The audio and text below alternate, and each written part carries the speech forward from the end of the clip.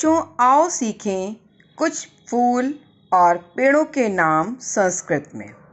हिंदी में तुम जानते हो, अंग्रेजी में भी तुम बहुत अच्छे से जानते हो।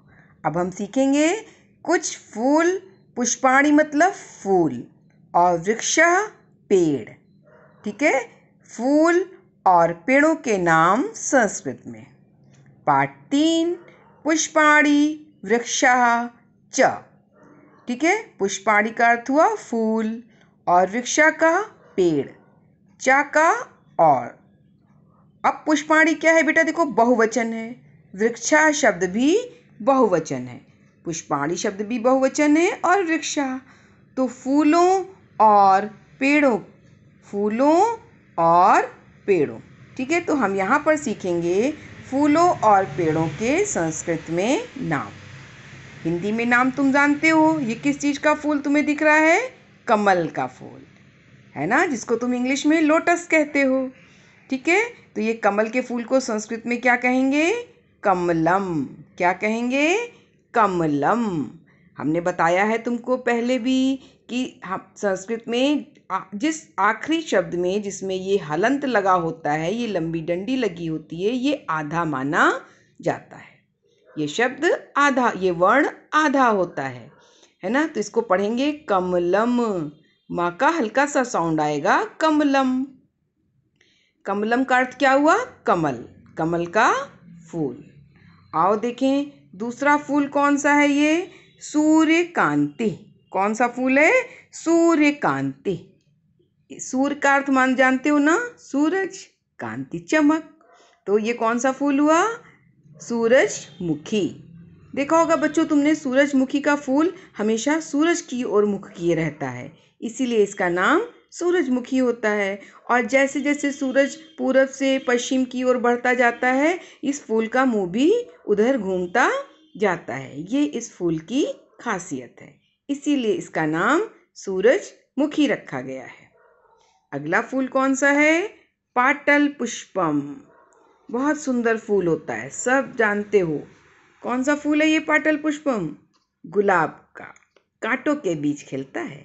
ये हमें सीख देता है कि हम दुख में भी मुस्कुरा सकते हैं, क्योंकि ये कांटों के बीच खिलता है। तुमने देखा हो, अगर गुलाब का फूल तोड़ने जाओ तो हाथ में कांटा चुभ जाता है ना, बहुत सुंदर होता है ये। पाटल पुष्पम, इसका क्या अर्थ होता है? गुलाब। पाटल पुष्पम, गुलाब को संस्कृत में क्या कहते हैं? पाटल पुष्पम। इंग्लिश में तुम इसे क्या कहते हो? रोज, है ना। आगे देखिए कौन सा पुष्प है? सेवंतिका। कौन सा पुष्प है? सेवंतिका। ये क्या हुआ? गेंदा। गेंदा जाड़े में खिलता है ना, खूब लाल पीला गेंदे का, खूब बढ़िया सी इसमें खुशबू आती है। सेवंतिका। सेवंतिका किस फूल को कहते हैं? गेंदे के फूल को। गेंदे के फूल को संस्कृत में क्या कहते हैं? सेवंतिका। आ गई ना बात समझ में? क्या कहते हैं? सेवंतिका। सेवंतिका। अगला देखें क्या है? ये देखो आम का पेड़ है ये, इसमें आम भी दिख रहे हैं छोटे छोटे से। आम के पेड़ को संस्कृत में क्या कहते हैं? आम्रः। क्या कहते हैं? आम्रः। पिछली कक्षा में तुमने पढ़ा था कि आम के फल को क्या कहते हैं? क्या पढ़ा था, याद है? आम्रम, है ना। और पेड़ को क्या कहेंगे? आम्रः। क्या कहेंगे? आम्रः। ये जो दो बिंदियां हैं बेटा, ये विसर्ग हैं और ये हल्का सा ह का साउंड देती हैं। आम्रः, आम्रः। आ रहा है ना समझ में? आम के पेड़ को क्या कहेंगे? आम्रः। आगे देखें क्या है? ये देखो केले का पेड़ है। किसका पेड़ है? केले का। इसमें देखो ये केला भी लगा हुआ है। केले के पेड़ को क्या कहते हैं? कदली। क्या कहते हैं? कदली। समझ में आया? कदली का क्या अर्थ होता है? केले का पेड़। ठीक है, कदली का अर्थ केला होता है। कदली फलम, केले का फल। ठीक है, लेकिन यहाँ पेड़ दिखाया है केले के साथ ही, तो होगा कदली अर्थात केला। कदली का अर्थ केला, और केले का पेड़ है तो केले के पेड़ को कहेंगे कदली वृक्ष, कदली वृक्षम। यहाँ पर सिर्फ कदली ही दिया है। ठीक है, आगे देखो, नीम। नीम जानते हो ना, बहुत ही औषधीय गुणों से युक्त वृक्ष होता है ये। जब कहीं चोट आदि लग जाती है, फोड़ा आदि निकलता है, तो नीम की पत्तियों का प्रयोग किया जाता है। नीम की दातून का प्रयोग भी करते हैं हम। और नीम बहुत ही औषधीय गुणों से युक्त वृक्ष होता है। इसको संस्कृत में क्या कहते हैं? निम्बः। क्या कहते हैं? निम्बः। देखो इसमें जो विसर्ग है ये हल्का सा साउंड दे रहा है, इसलिए इसको पढ़ेंगे निम्बः। आया समझ में? नीम को क्या कहेंगे? निम्बः। आगे देखो ये क्या है? वट वृक्ष। वट मतलब बरगद का पेड़। बहुत बड़ा होता है, बहुत, तुमने देखा होगा, बहुत दूर तक इसका छांव रहती है। और इसमें कुछ लंबे लंबे, बहुत पुराना जब पेड़ हो जाता है तो इस तरह इसकी लंबी लंबी शाखाएं लटकने लगती हैं। बरगद के वृक्ष को क्या कहते हैं? वटः। क्या कहते हैं? वटः। देखो इसमें भी विसर्ग लगा है तो हा का साउंड आ रहा है। वटः।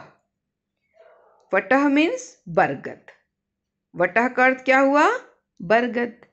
बरगद का अर्थ क्या हुआ? वटः। आया समझ में? आगे देखो कौन सा है? नारियल। ये सब पहचान गए होंगे कि ये नारियल का पेड़ है। ठीक है, नारियल के पेड़ को या नारियल को संस्कृत में क्या कहते हैं? नारिकेलः। यहाँ भी देखो दो बिंदियां हैं, इन्हें विसर्ग कहा जाता है और इनका हल्का सा साउंड ह निकलता है। नारिकेलः। नारियल को क्या कहते हैं? नारिकेलः। आ गया समझ में तुम लोगों को? यहाँ देखो नीचे तुम्हारे कुछ शब्द अर्थ भी दिए हुए हैं। कमलम कमल, सूर्यकांति सूरजमुखी, पाटल पुष्पम गुलाब, सेवंतिका गेंदा, आम्रह आम, कदली केला, निम्बः नीम, वटः बरगद, नारिकेलः नारियल। आशा है तुम्हें पाठ समझ में आ गया होगा।